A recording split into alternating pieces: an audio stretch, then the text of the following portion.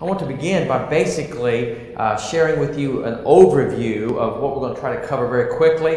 One is, what is Learning Unleashed? Secondly, why is Learning Unleashed important for your children and for the school? How will Learning Unleashed be implemented? What are the steps that we intend to follow? How will Learning Unleashed be used in the classroom? And that's where we're going to demonstrate some things to you very specifically. Then we're going to go through some questions and answers that are prepared in advance, and then we'll open it up for some of your questions as well. So with that in mind, exactly what are the goals of Learning Unleashed? Well, we have a number of goals. Let me outline those for you in no particular order necessarily, but to help students develop a biblical perspective on the positive and appropriate use of technology in their personal and professional lives. And I don't want to elaborate too much, but as you are quite aware, technology is ubiquitous. And most of our kids have never, they've grown up with not knowing anything but technology. I have a little 2.5-year-old granddaughter. She grabs my iPhone, she turns it on, she unlocks the screen, she goes to YouTube, she finds Twinkle Twinkle Little Star, she starts playing it. I've got digital textbooks on there, she turns the pages, she knows how to make it function. She's 2.5 years old. For her, digital technology and the internet is just something that, like air and water, it's just something they've always been with. So it's always there. The question is, how is it going to be used? The technology is neutral. How we use it will either be for good or for bad. And so what we want to do is help our students develop a biblical framework for the utilization of technology. And one of the best ways to do that is to engage them with the technology, with mentors and tutors beside them as they engage with it, to give them that biblical perspective. Secondly, we want to deeply and effectively integrate teacher and student use of 21st century skills and technology in each subject and demonstrate those skills in teaching and learning. I'm not going to take time this evening to talk about what those 21st century skills are, but let me just give you one example. I literally, on my iPad or my iPhone, have the world's information at my fingertips. I happen to have an iPhone. I can hold this button down, Siri comes on, and I can ask Siri almost any question you can imagine. Just a tester one time, I said, "What is the mass of the moon?" Within 30 seconds, I got 3 sheets of data about the moon. Well, here's the question. If our students do a search for information, they end up with more information than they can possibly digest. And some of it's not relevant, some of it's not good. Well, a 21st century skill is the ability to curate that information, to assess that information, and to assimilate it. So we need to begin teaching our students now how to do that, so when they get to the university and on the job, they have those requisite skills. We want to move progressively in the use of digital textbooks as they become available from publishers, and you're going to see several examples this evening on digital textbooks. We want our students to be able to easily share documents between the teacher and the student. We want to help students become more effective and efficient users of technology. Now, our kids aren't afraid of the technology. They've grown up with the technology. But with the exception of a few students, our students and your children are not as good with the technology as we imagine them to be. They're fearless, they're hackers, they know some things pretty well, but they're really not as effective and efficient with it as we sometimes imagine. I was in the library not too long ago, and I stood back quietly by the door and watched the students at the bank of computers utilizing their computers. And I saw terrible inefficiencies in their ability to manage and work with the computer systems. So we want to make them more effective and efficient users of that technology. Then we want to help students move from teaching to use technology to using technology to learn. Here's an example of what I mean by that. Think in terms of elementary school just for a moment. When a child is in kindergarten and first grade, they learn to read. And then something very subtle begins to take place in second grade. They move from learning to read to reading to learn. So what we want to move our students from is learning to use technology to using technology to learn and to work. So that's one of our objectives in this program. We also want to use what's called challenge-based learning projects to enrich and deepen student learning. I'm sure that you would agree with me that if I'm going to study something, I'm going to be more interested, more engaged, be more attentive, and probably learn it better and be more interested in it if it has some relevance to something that's important to me.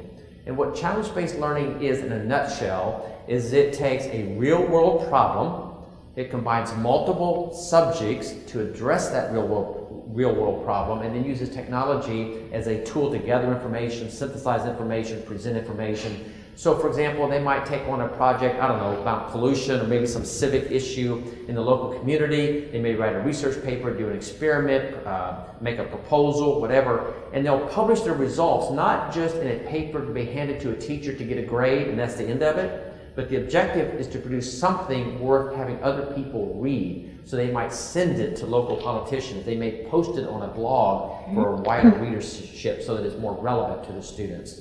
So we want to engage them in their learning by using problem-based, challenge-based learning projects to do that. We want to have a common platform for document creation, sharing, collaboration, and presentation, which is becoming vital and ubiquitous at the university level, and certainly for the knowledge worker in the 21st century, the ability to work collaboratively in sharing and working on documents together. To prepare students for college and work in a globalized, digitally connected world. They need to learn to use these tools and to use them effectively. So I want to show you a short little video about iPads and education.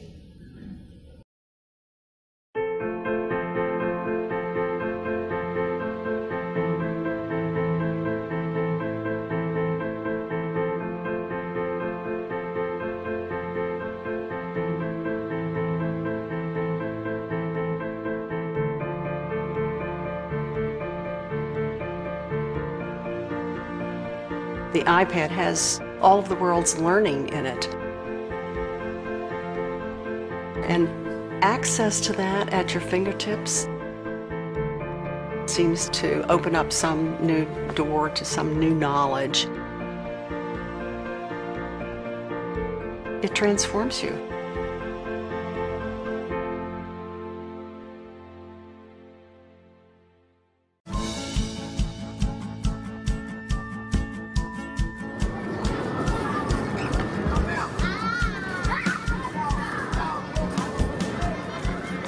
Chicago Public Schools is the third largest district in the U.S. The iPad has created enthusiasm and excitement in our classrooms here at CPS. It's something that you can hold in your hands. It's not heavy. All of the applications, the access to the internet, the research that can be done, being able to outfit so many of our kids with a low-cost machine could be a real advantage for a district. I have some students that are struggling with learning their letters and sounds, and with the SuperY app, for example, they're able to hear the letter, trace the letter, so there's a lot of repetition that's helping them catch on. One letter?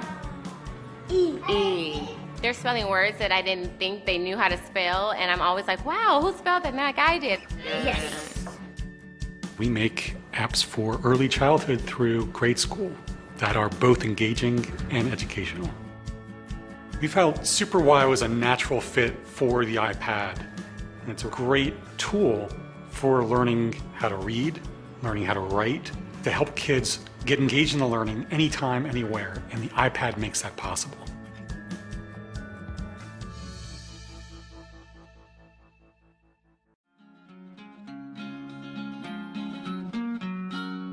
Hi, I'm Emma. I'm in 8th grade, and the Elements app got me more interested in chemistry. I thought science was boring, chemistry just wasn't fun, it didn't make sense. But I got this app that's not written like a normal textbook. It's interactive and it's written like in a more kid-friendly way. I am a visual learner, and when I can really see the element, it helps me because then I can really visualize how it's used in everyday life. Emma's able to go to the iPad and figure out her own learning style and her own needs and which app best meets those needs. The iPad has helped Emma learn. It's kept her engaged, and I think it's excited her. Using the Elements app for my iPad is not required, it's not homework, but it's just fun to do, and it's extra learning. And I got an A+ in science.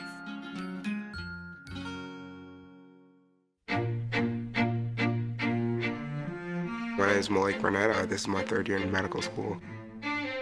I think the future of medicine is going to be not so much how much knowledge you can hold in your head, but how much knowledge you can put your hands on and access at any given point in time.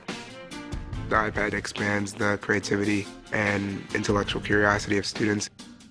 As a neuroscientist and as a medical educator, one of the challenges that I saw students facing constantly was just the breadth of the information that they had to master, and they had to master it so quickly. The iPad allows the student to compress 50 pounds worth of books and cards and atlases into a single application that they can carry with them. It allows students to customize that content for their own learning needs and give them a really personalized learning experience. Instead of having to buy a new textbook every year, you can just download the most up-to-date content real time. They write another chapter, you just download that chapter, replaces your old chapter. The iPad changes fundamentally the way I learn. It's kind of like my portable knowledge base. It makes life a whole lot simpler.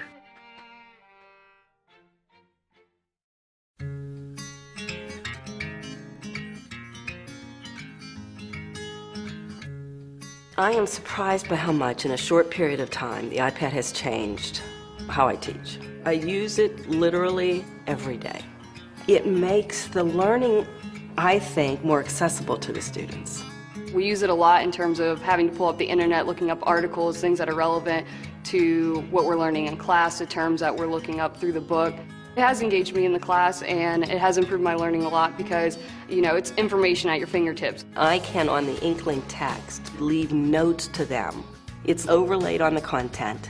They immediately see those notes that I leave, and they can refer back to that.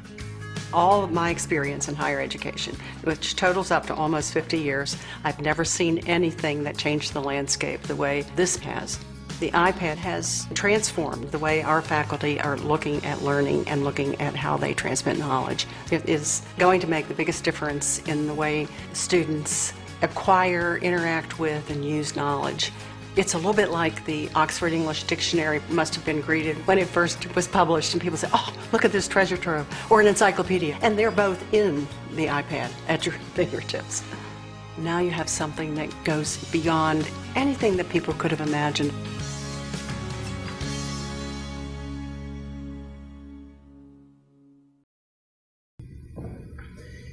So exactly what is Learning Unleashed? Well, it's several things. As you can see from this illustration that I have up here, at core, of course, just like everything else that we do at Briarwood, our desire is that we integrate it with biblical content, a biblical worldview, a biblical framework. And then you have teaching, you have the technology, you have the projects, and you have the new extended periods, which, by the way, have been extremely well received. Those have worked very well, where we have attempted to take what has always worked well and combine it with some new ideas and make it even better. And that's essentially what we're talking about here. So teaching, technology, biblical integration, projects, extended periods, all rolled into one to deepen, enrich the educational experience of our students. For example, so students and teachers will use iPads and laptops to enrich teaching and learning, and unleashing the power of technology to prepare students for college and work as they seek to serve Christ in their chosen vocations. The other thing I want to highlight here is this, and this is really quite important. The iPads and the MacBooks and any of that, they do not replace substantive teaching. Sometimes the best teaching in the world will take place with absolutely no technology. Students gather around in a circle, engage in Socratic dialogue with a teacher. Other times they'll sit and they'll just read. But other times, technology will be a tool that is pulled out of the teacher's toolbox to use at the right time for the right type of project. So it's not traditional education or modern education, it's the combination of those two things together. So think of it this way. We'll always focus on the core content of what makes for a good education. We'll combine that with traditional teaching methods. There will be lectures, there will be Socratic dialogue, there will be other traditional methods of instruction, but then we also want to combine those with modern tools as we seek to prepare our students again for the world that they're going to live and work in. The other thing from a biblical perspective here is that we need our students to understand that technology is a gift from God and should be used for His kingdom's work. We should not be afraid of the technology. We should not run from the technology, but we should embrace it in a godly fashion. The other thing to keep in mind here, and this is actually a little bit of a danger, even for some of us as adults, in that we want to teach students to serve the God of technology, not the God of technology. And that's quite important. Now, maybe you don't have this problem, but if I'm not real careful, I'll find myself constantly grabbing my technology as though there's some earth-shattering piece of news on here that I might miss, or a parent email where they're mad at me for something. So there's always this temptation. So what I've got to make sure of is that I'm controlling the technology, and the technology is not controlling me. Well, because our students are growing up with this all the time, that's not something they automatically learn. And so we want to disciple them and train them how to serve the God of technology, not the God of technology. The other thing is, and I mentioned this, is to be prudent, be careful, be prepared, but be fearless. Christians do not need to be afraid of modern things. What we have to do is use them well. I alluded to this earlier, but technology is neither good nor bad. The user determines whether it's being used for good or bad. And so we want to be prepared and bring a biblical perspective to it, but at the same time to be fearless. I love this quote from Youth for Christ. Geared to the times, of which would include appropriate technology use, but anchored to the rock. So we never compromise the most important things in biblical truth or anything else, but we tailor what we do in the presentation and the instruction of that truth to our times and to our students' particular needs. So, why is Learning Unleashed important? Well, first off, we need to make sure that we're teaching to our children's future, not our past. It is a global, always connected world, and that actually has implications for our students, not only in college, but for their future careers. Rupert Murdoch made this statement. He says, "Our children are growing up in a Steve Jobs world. Outside the classroom, they take technology for granted in what they read, and how they listen to music, and how they shop. The minute they step back into their classrooms, it's like going back in time." So let me give you an illustration of this. Here, we did a survey. We did 2 simultaneous surveys pretty much the same day. Some of you probably filled it out. Most of you filled it out. We sent a text survey to parents. That same day, we had students fill out a survey for us as well. Here are a few of the results from the survey that we got. 1, 99% have computers at home. There's an average of 2.86 computers in each home. 97% of families have high-speed internet in their homes. 50% have access to a Mac. Now, they may have a Windows machine, but they also have a Mac. So that's because they have more than one computer, typically, in many of our homes. 71% have tablet PCs. 60% of these are iPads. Now, these next 2 things are particularly important. I don't know if you've thought about this or not, but 50% of junior high school students have internet access through smartphones, and 67% of our senior high school students do. Now, here's the thing about the smartphone. You can have internet filtering set up in your home for your computer systems, but the smartphones bypass all that filtering. They're not filtered. So if they have a smartphone, they have unlimited, unfiltered access to the internet.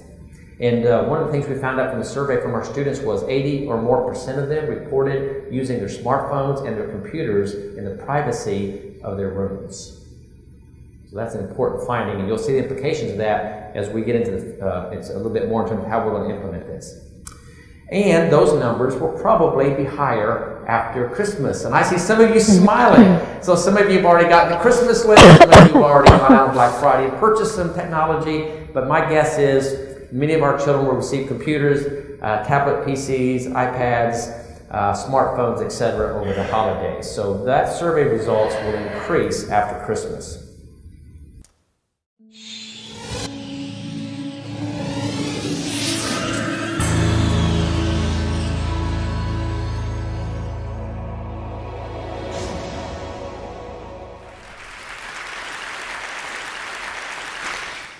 I've always had a fascination for computers and technology, and I made a few apps for the iPhone, iPod Touch, and iPad. I'd like to share a couple with you today. My first app was a unique fortune teller called Earth Fortune that would display different colors of Earth depending on what your fortune was. And my favorite and most successful app is Bustin' Jeeber, which is a Justin Bieber whack-a-mole. I created it because a lot of people at school disliked Justin Bieber a little bit, so I decided to make the app. So I went to work programming it, and I released it just before the holidays in 2010. A lot of people ask me, how did I make these? A lot of times it's because the person who asked the question wants to make an app also. A lot of kids these days like to play games, but now they want to make them. And it's difficult because not many kids know where to go to find out how to make a program. I mean, for soccer, you could go to a soccer team. For violin, you could get lessons for a violin. But what if you want to make an app? And the kids' parents might have done some of these things when they were young, but not many parents have written apps. Where do you go to find out how to make an app? Well, this is how I approached it. This is what I did. First of all, I've been programming in multiple other programming languages to get the basics down, such as Python, C, Java, etc. And then Apple released the iPhone, and with it, the iPhone Software Development Kit. And the Software Development Kit is a suite of tools for creating and programming an iPhone app. This opened up a whole new world of possibilities for me. And after playing with the Software Development Kit a little bit, I made a couple apps. I made some test apps. One of them happened to be Earth Fortune, and I was ready to put Earth Fortune on the App Store. And so I persuaded my parents to pay the $99 fee to be able to put my apps on the App Store. They agreed, and now I have apps on the App Store. I've gotten a lot of interest and encouragement from my family, friends, teachers, and even people at the Apple Store, and that's been a huge help to me. I've got a lot of inspiration from Steve Jobs. And I started an app club at school, and a teacher at my school is kindly sponsoring my app club. Any student at my school can come and learn how to design an app. This is so I can share my experiences with others. There's these programs called the iPad Pilot Program, and some districts have them. I'm fortunate enough to be part of one. A big challenge is, how should the iPads be used, and what apps should we put on the iPads? So we're getting feedback from teachers at the school to see what kind of apps they'd like. When we design the app and we sell it, it will be free to local districts and other districts that we sell to. All the money from that will go into the local ed foundations. These days, students usually know a little bit more than teachers with the technology. So, sorry. So this is a resource to teachers, and educators should recognize this resource and make good use of it. I'd like to finish up by saying what I'd like to do in the future. First of all, I'd like to create more apps, more games. I'm working with a third-party company to make an app. I'd like to get into Android programming and development. And I'd like to continue my app club and find other ways for students to share knowledge with others. Thank you.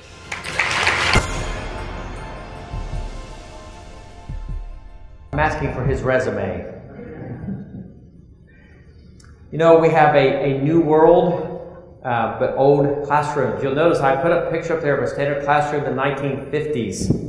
And then about a month ago, we took a picture of a Briarwood classroom. Not much has changed.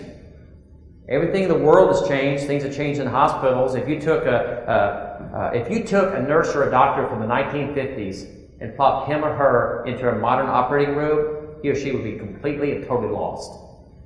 If you took a teacher from the 1950s and put him or her in one of our classrooms, they wouldn't skip a beat. So there's a disconnect between what's going on globally and in the economy and in our universities and what's happening in our classrooms. So we have a new world, but we have old classrooms. One way of thinking of that is that we have Jetson students in Flintstone classrooms. This is interesting. The U.S. Department of Commerce ranked 55 industries in technology use. Schools ranked last behind coal mining. Yet we claim to be preparing our students for the 21st century. Bill Gates said this, he says, "I am terrified for the workforce of tomorrow," and he was referring to U.S. students and their futures, because he travels the world, he sees what's happening in other countries. Our difficulty here is this, that we live and work pretty much in a silo, and it's hard for us to really comprehend what is happening in other countries and other schools. And because of that, as Bill Gates compares what's going on there, and then he looks at U.S. students and their performance, he literally said that he was terrified for our workforce. And that's a pretty strong statement. It's interesting, the CEO of Intel made this observation recently. He said, "As a global employer, I have the luxury of hiring the best employees anywhere on earth." Think about it. For our kids' futures, anything that can be done digitally can be done by anybody in the world, the most skilled for the lowest possible price. In other words, your children and mine are no longer competing against peers at Hoover, Vestavia, and Spain Park. They're competing against the best and the brightest anywhere in the world. Have you ever wondered why the universities keep raising their ACT requirements? Because they can. Because they can attract students from all over the world. And they don't lack for students, so they keep raising the bar. And so that is the world that our students are facing and the world that we need to prepare them for. So let me explain just briefly here what the pilot is itself, how this works. The purpose of the pilot is to develop best practices to refine the program and to gather continuous feedback from students, teachers, and parents about what is working well and how to improve the program. And I'll come back to that in a second, but let me just say here that one of the reasons we want to pilot this is that we're going to continuously go to the students in the pilot and say to the students, all right, what's working? How do you like the digital textbooks? What do you think of using the iPad? What is not working? What do you wish you could be able to do? We're going to do the same thing with the teachers. Teacher, what's working? What is not working for you? And then we're going to ask you for feedback. When your child comes home from school, what's it like? Does he or she enjoy this? Is he or she being successful with the digital textbooks? What are the advantages? What are the disadvantages? What advice do you have for us to make this better? And we're going to have 3 classes of teachers doing this, Mrs. Whaley, Mr. Forrester, and Mrs. Fitzpatrick. And the pilot will run from January through May. Now there's a reason why we chose those 3 teachers. We wanted to hit a balance in 2 areas. We wanted to hit a balance between the hard sciences and the humanities. And we wanted to utilize teachers, some of whom were very tech savvy. Mr. Forrester is one of those. And teachers who perhaps were less tech savvy. So we wanted to see what was the dynamics in the classroom when you have someone who's very comfortable with technology and others who are perhaps a little less comfortable. And so that's the reason we have chosen the classes that we have. And as I indicated before, we will solicit continuous feedback from the participating students, teachers, and parents in this process.